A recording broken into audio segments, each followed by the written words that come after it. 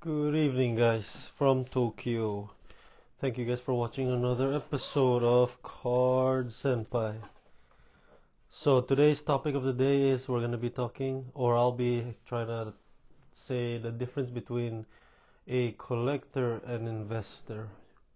So, from my experience in collecting and also I would say investing, is people who collect and try to make a quick flip right away. So they will basically you can call them scalpers, right? People who try to do a quick flip, try to hoard, buy up so many things and try to make a quick buck, profit. Yes, I don't hate anyone for trying to profit, make a living, but at the same time, it's a hobby at the end of the day, right? These things are meant for players and collectors, not meant for just repetitive flipping, because in collectibles, what we hold into our collection is nostalgic and memories that we kind of have obtaining the cards. We obtain them and we remember the memories of, maybe let's just say your friend gave you this card. Your best friend, maybe you have a little brother, little sister. If you have kids, maybe you guys open a pack. The cards will have special, I would say, memories. At the end of the day, it's what memories you experience with the cards is what makes it valuable to you. You could be pulling a normal, maybe Pokemon card. Maybe you could say a Pikachu V, right? It doesn't have to be those rare chase cards, but when you see it at the Pikachu V, maybe being pulled by maybe your brother, your daughter, your son, when you see their face and you see the reaction that they make, it kind of captures a memory of how it, like the memories that you see, the reaction, it will be etched into your memory, and maybe you'll have more attachment to that Pikachu V card. Same with pulling, let's say, the chase cards. For some people, it's an addiction as well. Like you could be pulling maybe that Lugia V alt art, right, from Silver Tempest, and maybe you could say that that's your favorite card and you pulled it, and you pulling that card, maybe you feel like you're attached to it as it's like a meant to be. You're meant to own it, you're meant to have it, and at the same time, your reaction, how you felt when you first pulled it, it's a like how can I say, like a very addicting feeling. I also believe that is the reason why many people loves ripping packs, because of the high, the enjoyment that they do or feel when ripping packs or opening up boxes, right? Still product.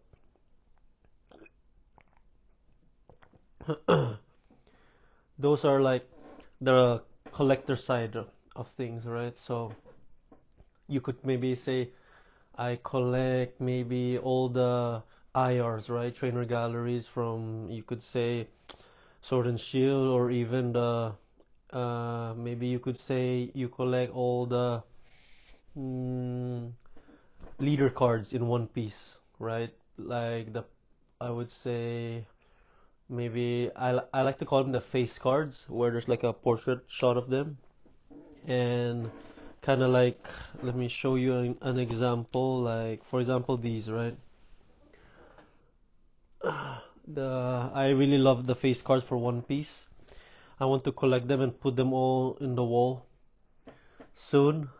So if you guys like One Piece, uh, I'll make another video about it. But today we're gonna be talking about collectors and investors. So in the collector side, we collect niches. We find maybe a Pikachu collector likes to collect, master all the Pikachu, collect them all in different languages: Spanish, English, Japanese, Chinese, Korean, right? Many people have different tastes in collecting, but that's what makes it very fun, right? It's kind of like a puzzle, a 1%, 2%, 3% each day. Each card you collect improves your feeling, right? Your, maybe you could say, your story, your puzzle, your master set, and you kind of have this desire to complete something that's very hard to obtain. I think it's also part of the human nature. We like things that are very difficult. It is the reason why a lot of the people, I would say, even me, I don't know, I don't understand why we collect cards or why we want cards at its highest price, but when it goes very low, we some people would not want to, I would say, uh, buy it, right? Because it's cheap. Maybe some people feel like it's worthless, but if you're a collector, you can see the value, right? For example, I used to collect a lot of the what are the cards that are rising up in price right now? You could say the Magikarp, right? That's by Shinji Kanda. Back then, that card was like 10 yen, 1,000, 1,300 yen, and now look at it. It's almost above Ichiman. I think it is above Ichiman. It's like $100 now, right? So things that are very uh, underrated are usually are not underrated, overlooked is the best way that I could put it, because some people try to collect what's hype and what's trending, which is why, as I mentioned, they look for the highest price card and believe that maybe that one will increase even more. But when something like that card that was so expensive drops into like an all-time low, they feel like it's not the best time to collect. So being a collector, I would say you wouldn't really care about that. If you really like the card, you'd buy it, and you really don't care what happens to it, right? Compared now, moving on to the topic, an investor. We have quick investors. I I could also put myself as an investor for some cards. Like for example, let's say I have these. Let me bust out some samples for collectors. Like for example, I have tons of these One Piece. I love these. I call them like the original like mangas. These are the promos, as you can see here. So one of my favorite uh, cards are these. And if you're a collector, you can understand the something special about it, right? You like the artwork, you enjoy it, but for investors, you kind of see in a different point of view, as in how exclusive is it, right? For example, I have another one. I have this One Piece, right? This premium card as. So not many One Piece collectors will be familiar with this, as it's exclusive just to Japanese. But it's it being exclusive is one of the reasons why it's also a great investment, because not many people are able to obtain it, right? So it is very controversial that scalpers, flippers would not like to hype up something that they can get their hands on, if you know what I mean. Because they're not able to obtain it easily and sell it, right?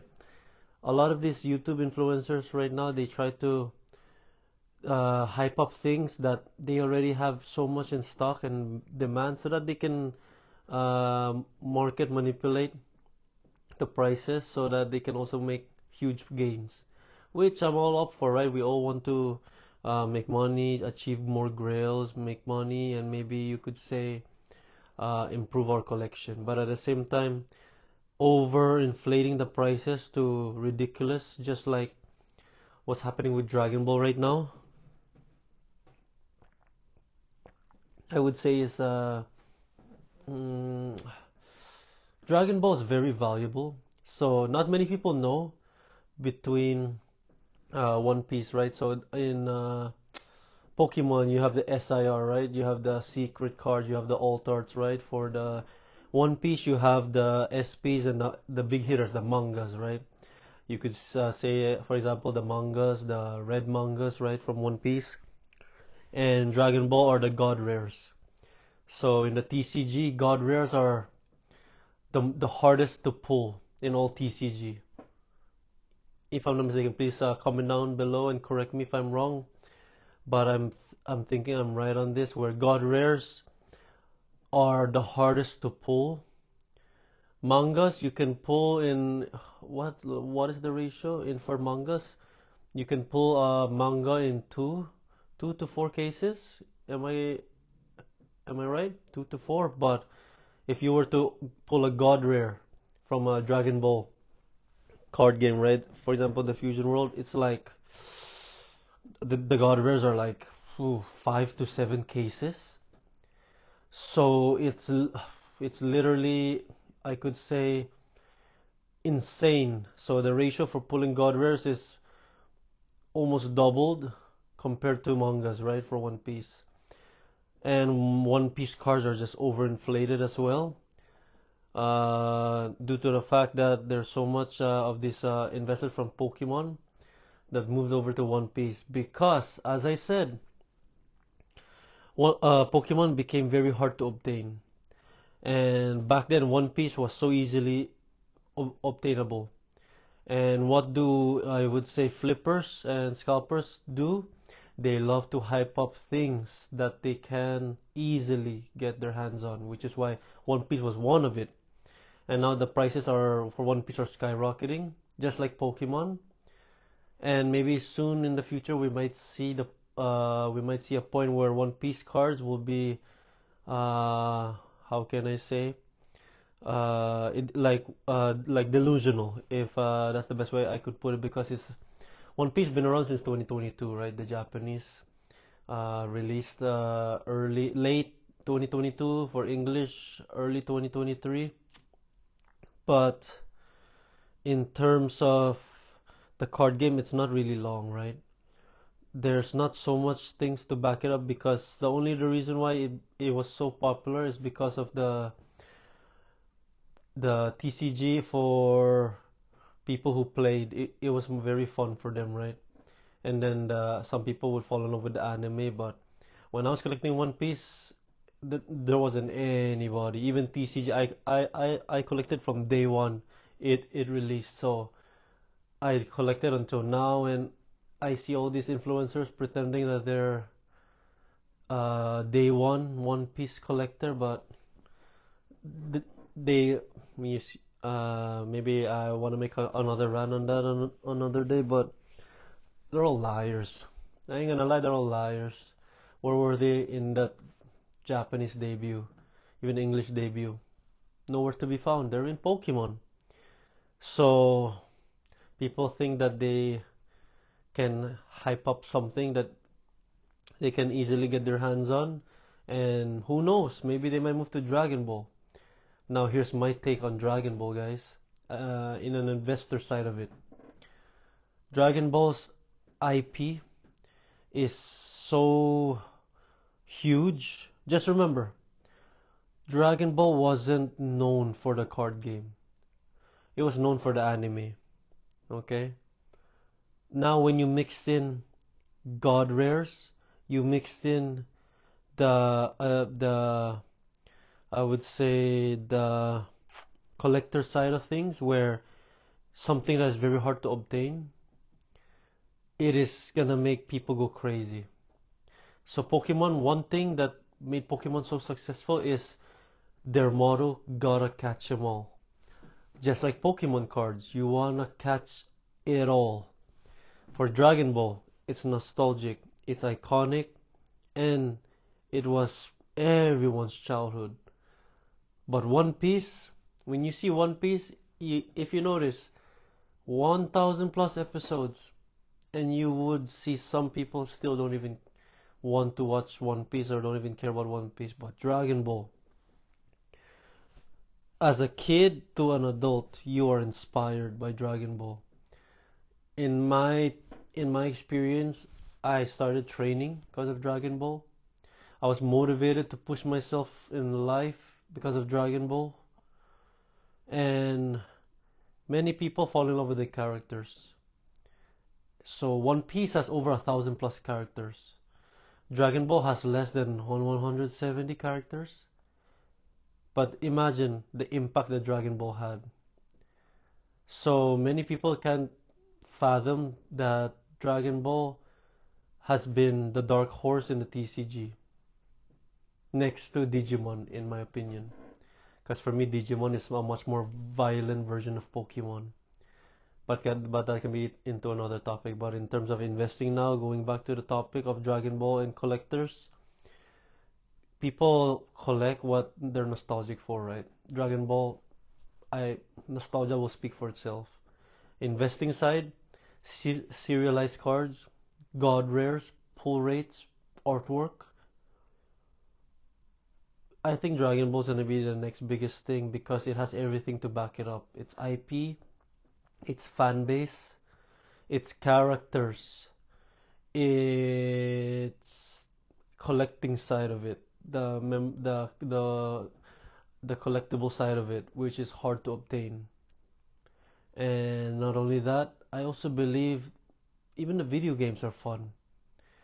Dragon Ball Kakarot. There's actually so many people that I would say wanted Broly to came back, and when he did came back, Dragon Ball just exploded into popularity, right?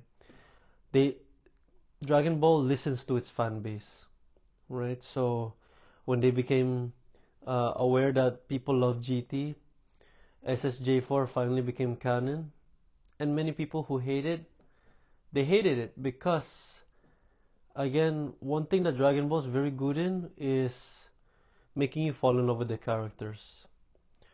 And I'm not saying that other One Piece, other Pokemon, other anime, whether you talk about Avatar, whether you talk about Yu-Gi-Oh, you fall in love with certain characters in each anime. But for me, Dragon Ball portrays a lot. It portrays parenthood, brotherhood, enemies, rivalries, uh, good and bad, right? Yin and yang. Uh, Villains becoming good, right? Broly, we have Frieza, we got Dabura, we have a lot, and then you have Majin Buu. You could also say the same with Naruto. Naruto is the biggest example. Every villain will have their their reason for not turning their back, but at the same time, no villain is born bad, right? No one is born to be a villain. They're born and created into one. So Dragon Ball for me was one of the animes that are I think that will be a great investment because of its iconic nostalgic that it holds throughout people's childhood. Whether you think it's that Kamehameha, whether you think about like anything in terms of physique, just like Baki, I think Dragon Ball might might be the next thing many people will try to scalp and hoard. So I hope the community can be aware that many people will try to ruin the card game, just like how they're trying to do it for One Piece and Pokemon. But if you're able to collect majority of it with what you like. And usually what you like is something that won't go wrong. Because at the end of the day you enjoy it, right? You buy the card because you love it. If it goes up in price, well, that's basically hitting two birds with one stone, right? You chose a card that became popular, and if you want to make a profit, you can sell it, you make profit, you want to keep it, you enjoy the card. You the card can't sell, the price drops, but you enjoy the card. It's a win-win. So collect what you like, collect with a niche. Niche as in collect with a goal, right? If you want to collect all Lugia, all Vegeta, all Luffy, all I would say Naruto cards, all Boa Hancock, collect with a niche. Collect with maybe artwork, collect by artist, and maybe you'll find little by little you'll start to find a branch that will fit into one tree, into your collection. Everyone has a taste. collecting cards, collecting grading cards, collecting raw binder cards is a artwork, right? For example, when I mean artwork, right, I could be showing something as like this, right? We have some mangas, here we go, and we have a cereal. I made the cereal really popped out because I love the artwork of, I would say, manga cards, because it just looks very appealing in the binder. So guys, please collect with a purpose instead of focusing on the, I would say, the profit. The profit can come and you'll enjoy it more when you actually enjoy the hobby by collecting cards more. So collect what you love. uh, Put in your mind that not many people will want to, how can I put it? Not many people would want you to follow my advice in terms of buying when it's high and then ignoring like when it's low. People wants to buy everything at high because they think that when they buy it at high, they can sell it at a higher price. But in reality, I've been dealing with cards for a while, and there are the card game. You win some, you lose some. You profit, you break even. Sometimes you lose. So it's a fun game. You'll learn by experience. But I hope not everyone will learn the hard way and the painful way in collecting, because that's the worst way to enjoy the hobby. So yeah, thank you guys for watching, guys. Collectors versus investors. That's the topic for today, and I hope you guys have a great day. It's, what time is it right now? It's about 2 a.m. here. Yes, thank you guys for watching. Please like and subscribe if you find this information useful. Please comment down below or give a thumbs up, and please support. It's gonna help the channel, and maybe someday I could maybe show you guys my collection. And yeah, that's about it. Thank you guys for watching. Bye bye. Peace.